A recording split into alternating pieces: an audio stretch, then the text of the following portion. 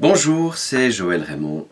La dernière fois, nous avons parlé ensemble de la chrétienté et du Shabbat, en expliquant que dans la lecture chrétienne majoritaire de ce phénomène, finalement le temple était disparu, la loi accomplie, le Shabbat révolu, et tout ça avait été absorbé dans l'Église, le corps du Messie, le corps du Christ, puis finalement dans la conscience du croyant. Alors toute cette prétention, elle est discutable, bibliquement, en plus d'être problématique en pratique, comme on l'a vu en fait. On va pas tout refaire le développement, mais les églises ne sont pas allées au bout de leur logique en disant eh bien maintenant on sort de cette semaine de 7 jours et puis on vit dans cet finalement éternel présent qui est celui de la nouvelle création.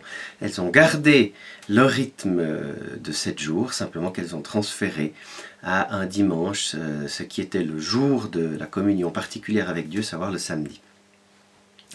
Voilà, maintenant on va s'intéresser plus spécifiquement à la manière dont Jésus a traité le Shabbat.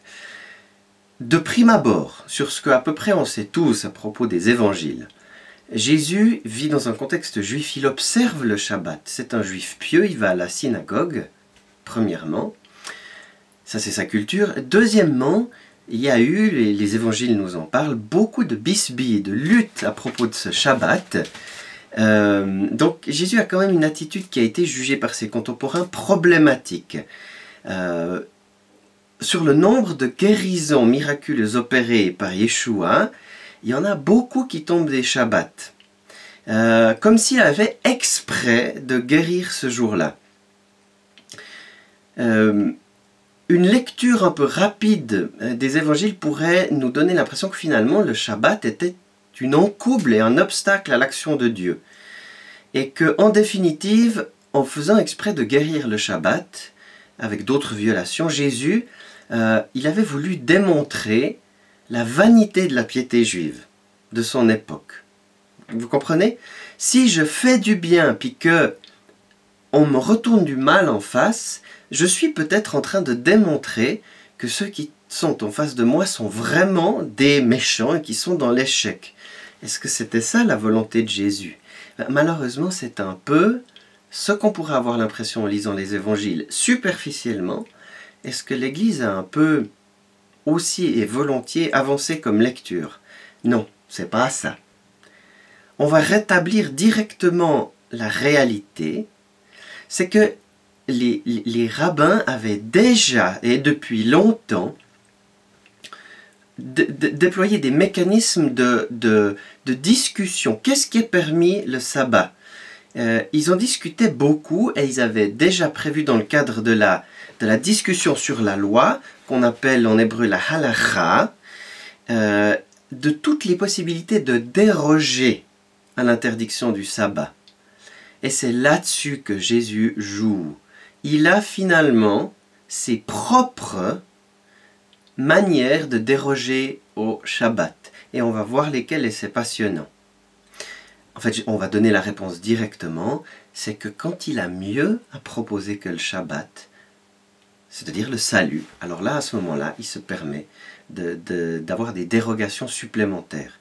Ça va être une discussion un petit peu juive, un petit peu halachique. Mais suivez, s'il vous plaît. Jésus n'a jamais enseigné l'abolition du Shabbat. Jamais. C'est impossible. Vous ne trouvez pas ça dans les évangiles. Le Nouveau Testament non plus n'enseigne pas l'abolition du Shabbat. Vous trouvez d'autres choses, que la loi a été clouée au bois de la croix, que la loi est accomplie pour nous par Jésus. Oui, mais cela ne dit pas encore que le Shabbat est révolu, puisque le Shabbat est lié à la création. La création n'est pas abolie. Je suis là, je suis toujours là. Regardez dehors par la fenêtre, la création est toujours là. Ou on a aussi cité des textes disant « Voici, je fais toutes choses nouvelles ». C'est dans l'Apocalypse, ça parle du monde qui vient. Par contre, si Jésus n'a pas enseigné l'abolition du Shabbat, ce qu'il aurait mis clairement dehors de la volonté de Dieu, il y a eu des transgressions. On va les citer. Il y a 7 guérisons miraculeuses à Shabbat, plus un événement un peu problématique, c'est la collecte des épis. Jésus traverse un champ avec ses disciples, et les disciples collectent des épis. Voilà. Tous ces gestes ont été regardés comme des profanations. Et les rabbins et les gardiens de la loi et les sages d'Israël, à ce moment-là, on fait « Jésus !» Alors nous, ça nous choque, nous en tant que chrétiens, mais comme lecteurs occidentaux. Non, parce que dans l'âme juive, dans la conscience juive, la transgression du Shabbat, c'est aussi grave que le meurtre, même plus en un sens. Le 4e commandement, tu ne travailleras pas à Shabbat, il est avant. Il est avant le 6e commandement qui dit tu ne tueras point. Dans l'âme juive, c'est extrêmement grave comme violation. Donc, ça explique aussi la violence des disputes à propos du Shabbat. Maintenant, les rabbins ne sont pas stupides. Ils avaient déjà prévu des dérogations à l'interdiction de travailler. Par exemple, quand il faut sauver une vie. Là, ils avaient dit c'est plus important de sauver une vie. Et quand tu dois sauver une vie, tu le fais malgré l'interdiction de travailler à Shabbat. Et puis Jésus joue là-dessus quand il discute avec les pharisiens et les sages d'Israël. À chaque fois qu'on lui reproche des choses à Shabbat, il dit « Mais vous-même, vous avez bien des dérogations. » Maintenant, on note chaque fois que Jésus a guéri quelqu'un à Shabbat, c'était jamais dans une situation critique. Ce n'était jamais pour sauver la vie. C'était des maladies chroniques. D'accord? Il n'y avait pas de danger immédiat. Maintenant, par exemple, les rabbins, dans la loi orale, la Mishnah, ils ont fait tout un travail qui n'est pas finalement sur le centre de la loi, mais qui est sur les marges de la loi. L'effort, beaucoup de l'effort du judaïsme, c'est de réfléchir vraiment sur les marges de la loi, cette zone grise entre l'obéissance et la transgression, et puis on va analyser toutes les nuances de gris, sans mauvais jeu de mots. On est plutôt gris-noir, gris-blanc, gris-clair, gris-foncé, pour savoir jusqu'où on peut encore être dans la volonté de Dieu et où on va flipper dehors finalement. Typiquement, le paralytique. On a interdiction de bouger un lit à Shabbat. Et puis Jésus exprès dit, toi, prends ta natte et puis va-t'en après l'avoir guéri. Il a transgressé un interdit. Quand on guérit, est-ce qu'une parole thérapeutique, soit guérie, est un ouvrage interdit à Shabbat ou pas? Typiquement, vous voyez cette question des zones grises. En fait, là où Jésus a passé outre, c'était sur non pas le cœur de la loi, mais sur les normes religieuses issues de l'interprétation de la loi. D'accord? Il n'a pas transgressé le cœur de la loi du Shabbat. Mais là où il y avait justement dans cette zone grise où les rabbins disaient « Non, non, ça on peut pas », on le voit libre, n'est-ce pas? Maintenant, il faut qu'on se comprenne bien. Est-ce que Jésus était un provocateur? Est-ce que Jésus était un législateur? Est-ce que pour lui, c'est une affaire juridique ou même éthique?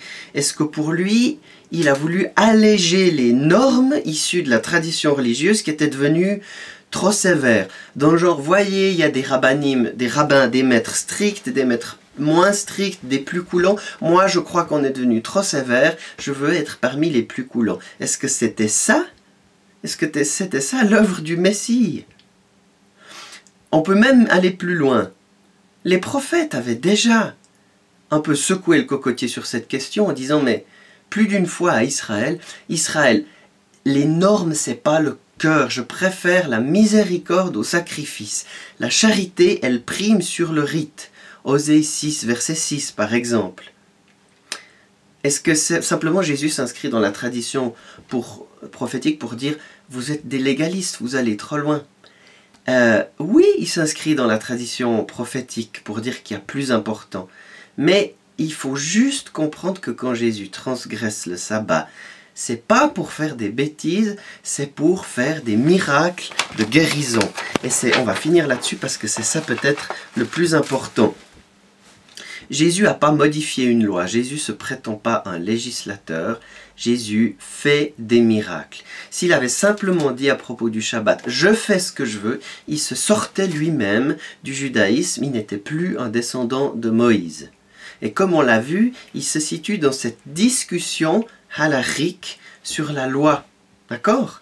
Mais il guérit. Alors, en fait, ce que Jésus fait, c'est qu'il modifie l'état d'urgence des situations. C'est ça le fond de l'histoire.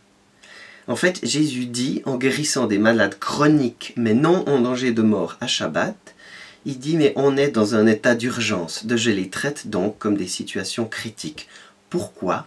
À cause de moi. Parce que nous sommes dans les temps messianiques, et c'est peut-être la seule fois de leur vie que ces malades vont me croiser. Un président de synagogue lui dira, du reste en Galilée, mais allez vous faire guérir un autre jour. Il y a 6 jours, il y a assez de jours pour vous faire guérir, pas à Shabbat. Et Jésus lui dit non.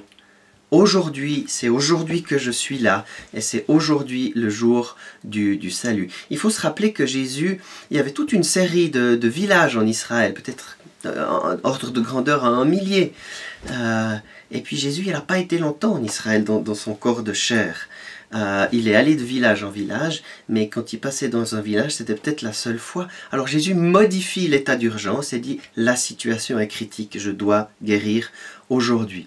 Une autre manière de dire ça, c'est que l'ordre du salut prime même sur l'ordre sabbatique. Je vois une situation de détresse, l'ordre du salut prime. C'est l'invasion quelque part du ciel sur la terre. Et c'est ça que fait Jésus, et c'est ça, comme ça qu'il faut comprendre quand il dit « Mais le Fils de l'homme », c'est un titre messianique, est même maître du salut. Voilà. La conclusion maintenant, il faut être pratique pour nous, n'est-ce pas? La transgression du jour de repos ne marche que si on fait mieux que le Shabbat, c'est-à-dire que si on amène le salut de manière visible, véritable, souveraine et miraculeuse à Shabbat. C'est-à-dire qu'on libère les esclaves, qu'on libère les opprimés, qu'on guérit les malades, concrètement par la puissance miraculeuse de Dieu. Là, on est des disciples de Jésus quand on transgresse le jour du repos de cette manière-là. Si on ne peut pas faire ça, alors il faut s'abstenir et puis, et puis vraiment respecter ce jour-là. Là, je pense qu'on sera dans la volonté de Dieu. C'est au fond le même principe que la dîme, n'est-ce pas? Est-ce que l'avènement de la nouvelle alliance ou de la Brit Hadasha modifie les lois de la dîme? Est-ce qu'on peut ne plus donner le 10% de nos revenus pour l'œuvre du Seigneur? Certains en font une excuse de Jésus pour ne plus donner la dîme. D'accord. En disant non, mais maintenant, dans le Nouveau Testament, c'est plutôt un style de vie, de manière générale, orienté vers la générosité. Faux! Si on n'arrive pas à faire mieux que le 10%, qui est l'exigence de base, on n'est dans aucun testament, ni dans le Nouveau, ni dans l'Ancien. Vous comprenez?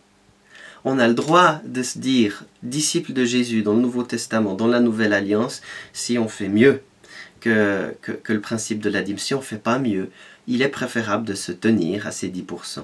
Il en va de même que le Shabbat. Si on ne peut pas faire mieux que ce jour du repos total, alors mieux vaut s'abstenir. Exemple pratique, une campagne d'évangélisation qui aurait lieu sur tout un week-end dès un dimanche. Est-ce qu'on va monter nos gradins le dimanche? Est-ce qu'on va faire travailler les gens de la Sono un dimanche? Tout est la question. Eh bien on dira, oui, on a le droit de faire un travail, au sens où une campagne d'évangélisation serait un travail, si des gens se convertissent. Parce qu'on va amener le salut et la conversion de quelqu'un qui change de vie, qui fait tchouva. C'est le plus grand des miracles. C'est vrai, c'est vrai. Cependant, réfléchissez avec moi. Est-ce que le dimanche, dans une campagne d'évangélisation, justement, on ne se retrouvera pas dans les églises pour un culte et autre chose que vraiment ce travail d'annonce de l'évangile?